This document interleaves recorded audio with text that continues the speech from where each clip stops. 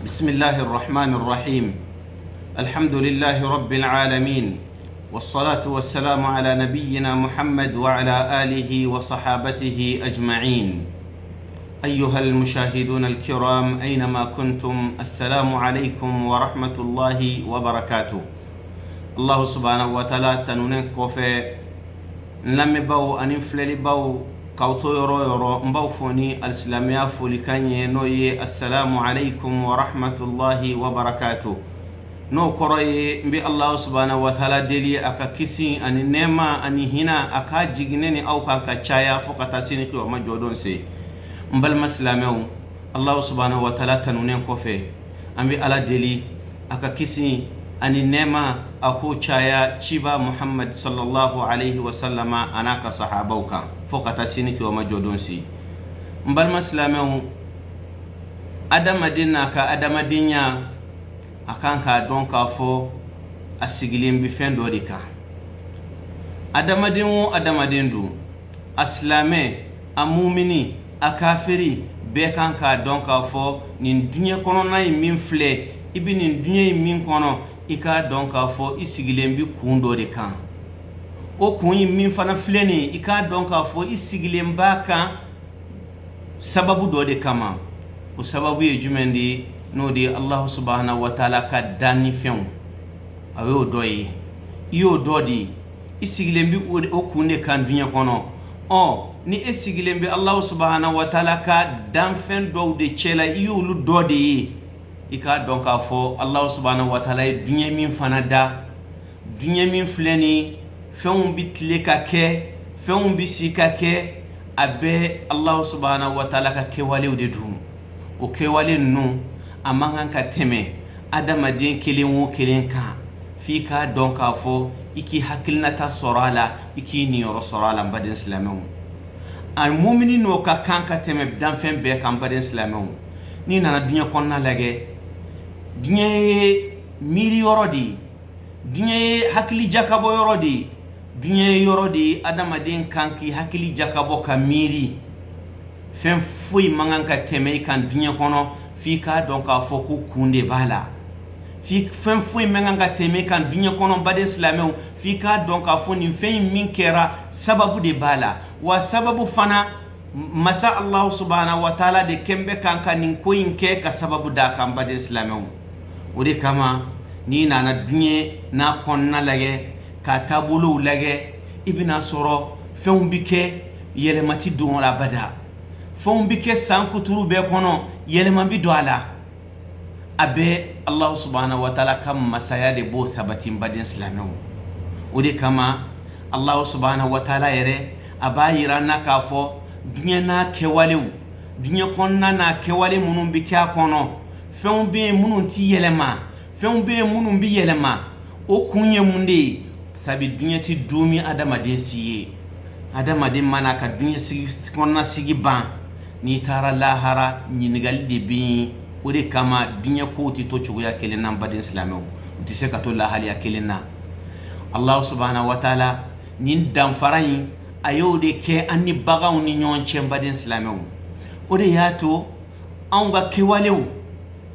dunya na kewale munun bike amma ngan ka teme an dola kelen kan ka so min yoro sorala bagaw Allah subhanahu wa ta'ala yu ke fenyi femunu uka dunya konna sigi ode ya danyi no temena ka bo kan utinyi ne ga sini qiyama jodun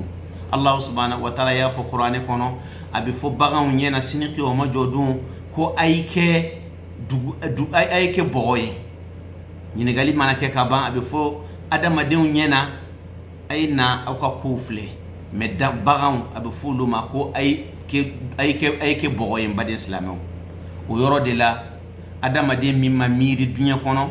adamaden mimma tashi dunya kono ibi tege kin odun iba fo hannin kun kera bagan doyi don mbade islamu sani odun kase mo kana itege kin kanyimsa ka fo halinga ke boye mbade islamu bi wati biye kan ka miri wati bi ikan ki hakili jakabo ore kama ba fo dunya hakili jakabo yorodi dunya miri yorodi dunya yoro de adamaden kan ki ni yoro sarala pour ka ka se ka ke sababu ye sini qiyama jodon ki kisim badin islamaw Allah subhanahu wa ta'ala yo defo dunya na ke walew ubije adamaden kan annobiye adamaden na dunya kono ani lahara udan fara de bi mamin ni manirani Allah subhanahu wa ta'ala ye udan fara de bu oni kafiru ni nyon cem badin islamaw Allah subhanahu wa ta'ala yo defo kaka nema wo nema bankan dunya kono anti se ko nema dado o nema munun fleni ni Allah subhanahu wa ta'ala ya da adama dinka ika donc fo nema inti yelema chugoya sidila atseka yelema fika donc fo sababu de bi o sababu fana adama dinka kaka kewale umiri ka fleka jakabo Allah subhanahu wa ta'ala yo defo Qur'an kono suratul ar-ra'd konnana ayatan kili Allah subhanahu wa ta'ala ko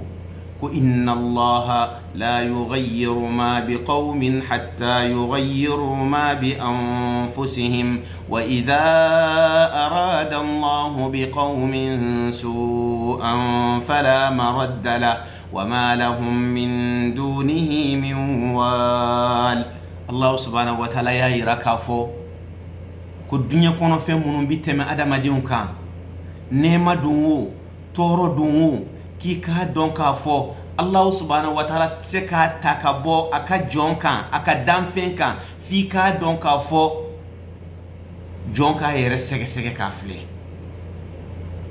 ni yaye Allah subhanahu wa ta'ala ka nema segna ka ke juguman ye an bolo ka don ka fa ngan yere bakun segere badin islamo hatta yughayyiru ma bi anfusihim. Allah subhanahu wa ta'ala taka nema yelema ku ke jugumawi ataka juguman taka banka fanga singa tanya raba ku mambade islamo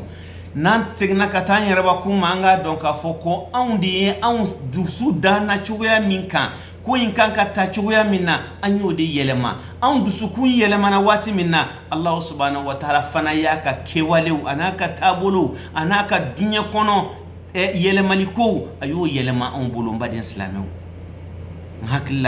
hakilimatigi beka nga ni yoro famu odi kama Allah subhanahu wa ta'ala ay labani mundi akuni Allah subhanahu wa ta'ala ayaka mantun ayaka jon kerenya ni jugumanye ka juguma ke sababu ye kasuma ki ka don ka fo o jugumanyi masitse ka ke sababu ye ka bu ka fu ka sigin ka ta uko ka Allah subhanahu wa ta'ala segere ne Allah subhanahu wa ta'ala here kiye matse ko here yelema chugoya sidila funi era de ka kewale o kera sababu ye ko yelema na Allah subhanahu wa ta'ala juguman de serima ika don ka fo jugumanyi masitse ka buika ka soro ne Allah subhanahu wa ta'ala te mbadin islamu ni yoro inna an kan ka famu ka don ka fo mumini an islame a hakilima akan ka miri dunye miri yorodi dunye hakili yorodi dunye yorodi adama dembi seki yere hakili jakabo ka segin ka taiko ki ka kujugu tuyi ni mo tuyi dombi na domi o yoroti bolon badin islame o Allah subhanahu wa ta'ala kanena ukisi Allah subhanahu wa ta'ala ka kaba ko fiun dunya kono ka cha an kan ka ta ka fle fen do bien dunya kono mumini kan ka ke maye mamin dunya kono fen fuy man kan ka teme kan fiki ni yoro sorala dunya kono ube la haram badin islamo Allah subhanahu wa ta'ala maunda kan blagan saun ayan da sababu de kama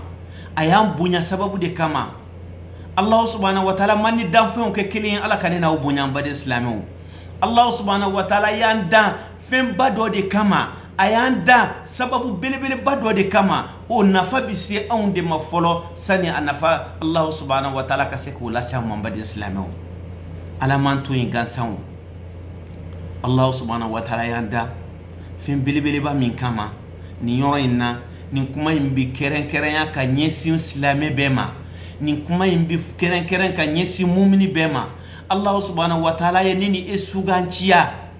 kan ka mantonye kan ka jon suganciya woni unyen baden islamo munde kama ni maniya de kama ni maniya korode munde danaya anga da Allah subhanahu wa ta'ala la anga da Allah subhanahu wa ta'ala kan masaya la anga Allah subhanahu wa ta'ala kan masaya sabati kal sigi Allah subhanahu wa ta'ala ma o kofe anga miri anga tasi sabi hanni ni maniara ni ma miri ima tasi ika don ka fo ibisege Allah subhanahu wa ta'ala qur'ane kono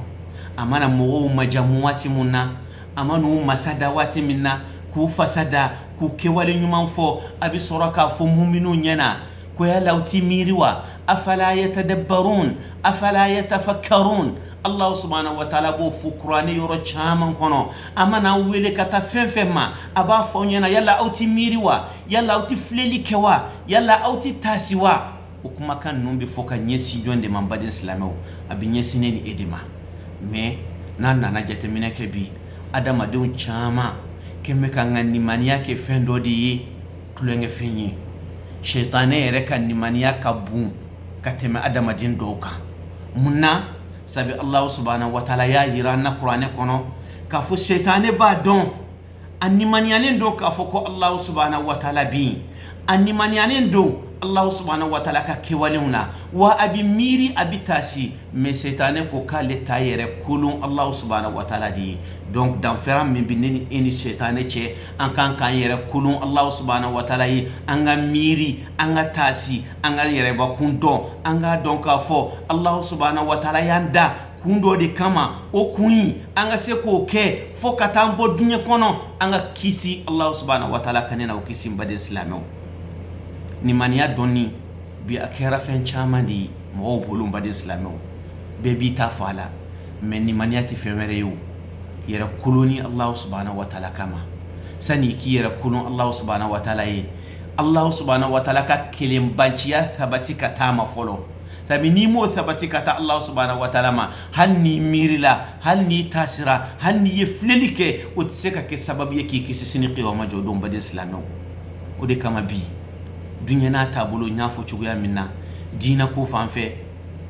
dunya nyini ko fanfe fen fuyi mankan ka teme adama din kan surtout islamé mu'mini fika donc ka fo ni fen min fle ni robala fo nga ni robala mais bi mbaden islamé ay na ngal la haliya fle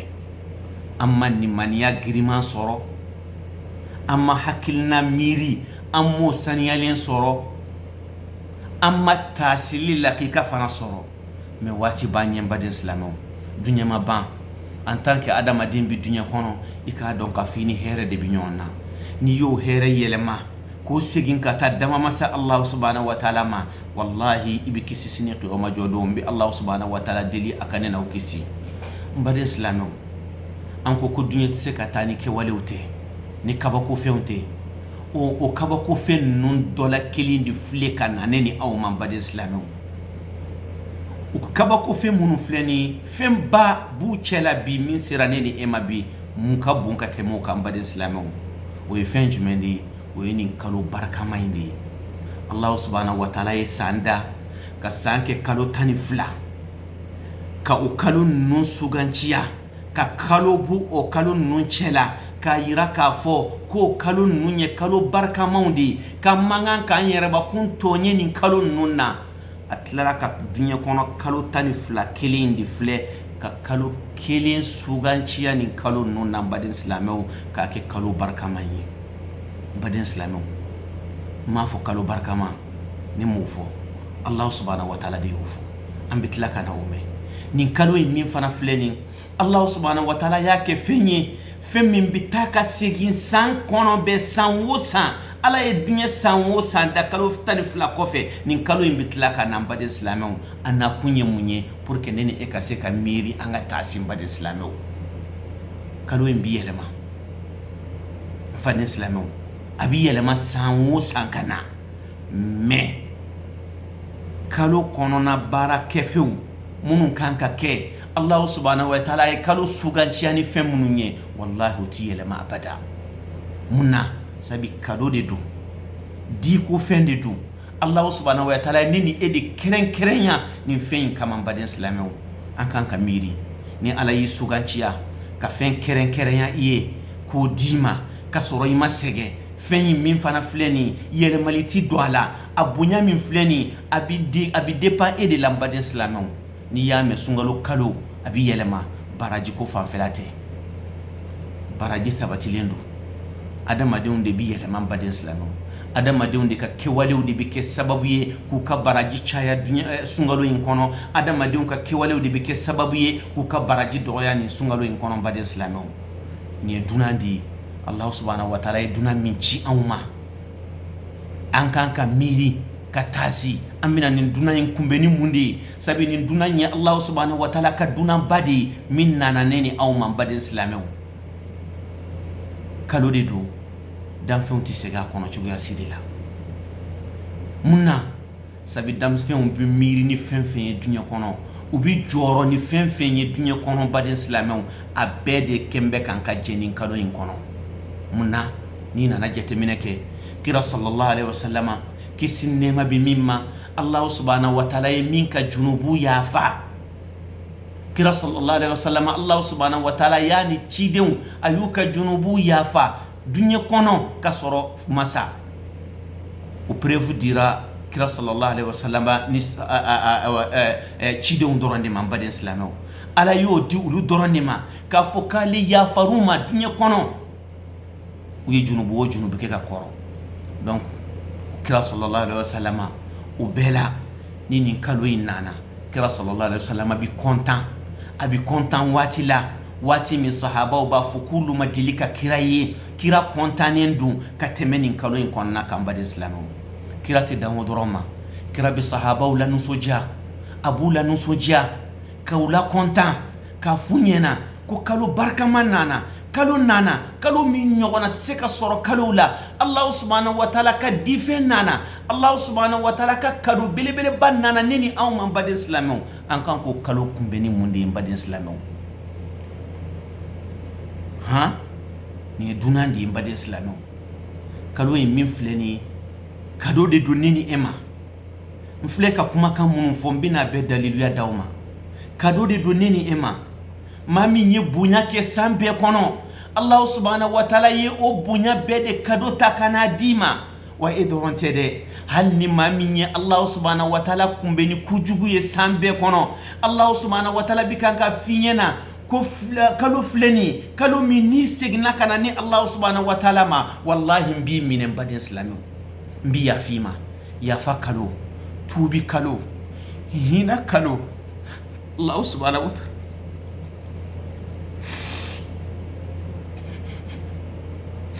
an kan ka miiri n baden silamɛw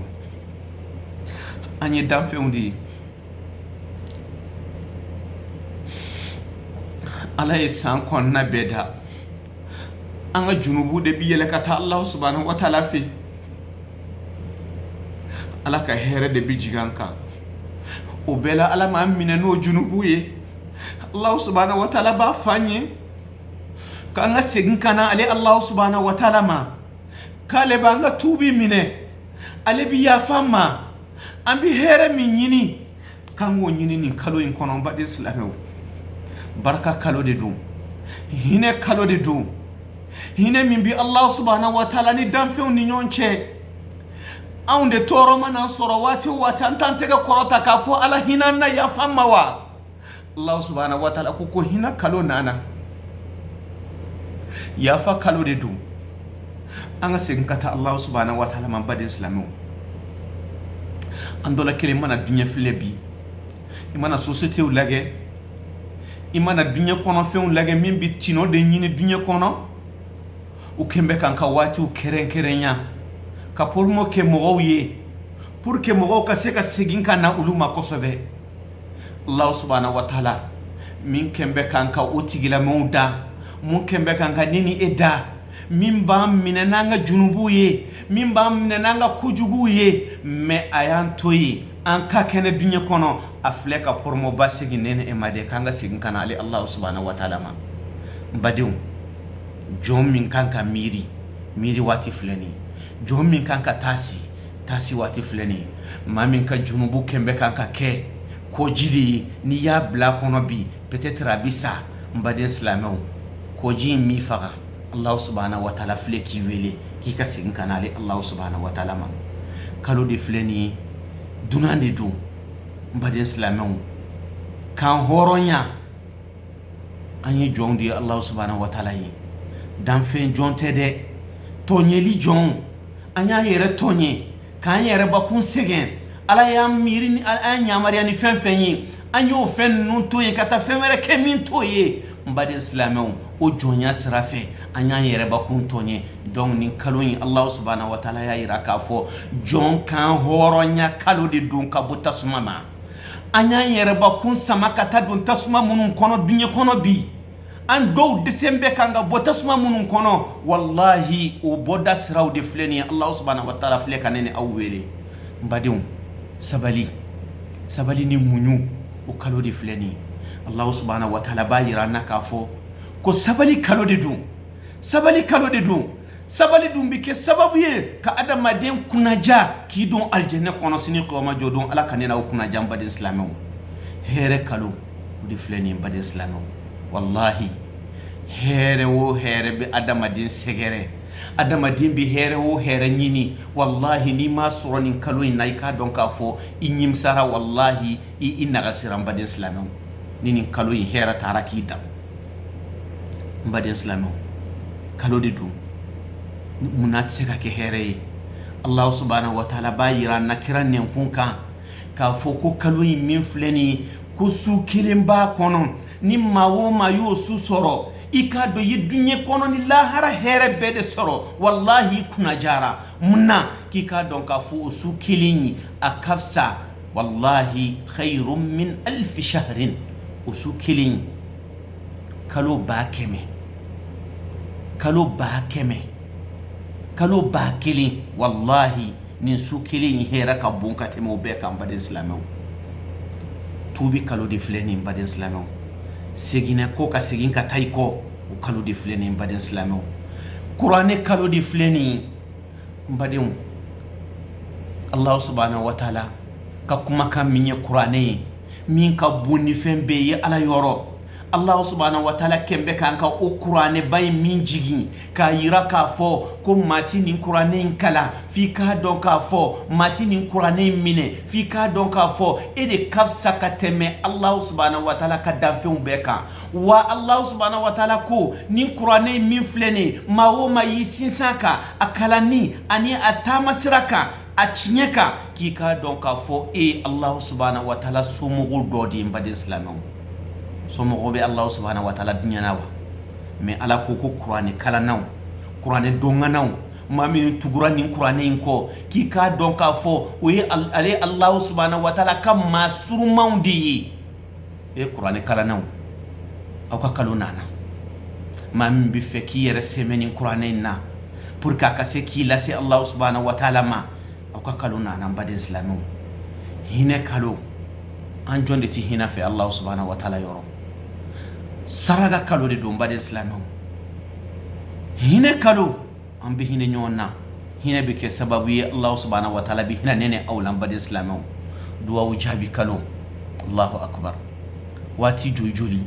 mɔgɔw bɛ ɲɔgɔn ɲininka sahabaw kun bɛ kira sallallahu alaihi wasallam ɲininka waati bɛɛ yalla waatiw f'an ɲɛna waati minnu n'an ye Allahu subhanahu wa taala wele a b'an jaabi anw maa joli de bɛ boli ka taa kɔrɔtakɛlaw fɛ karamɔgɔw fɛ k'a f'u ɲɛna ko Allah a ye waati f'an ɲɛna a ye wurdi d'an ma min bɛ se k'a to Allahu subhanahu wa taala b'an jaabi mun na sabi gasiw de b'an na kungow de b'an na o kunnasiri minnu filɛ nin ye f'an ka Allahu subhanahu wa taala wele o waati nana n baden silamɛw kira sallallahu alaihi wasallam de y'a fɔ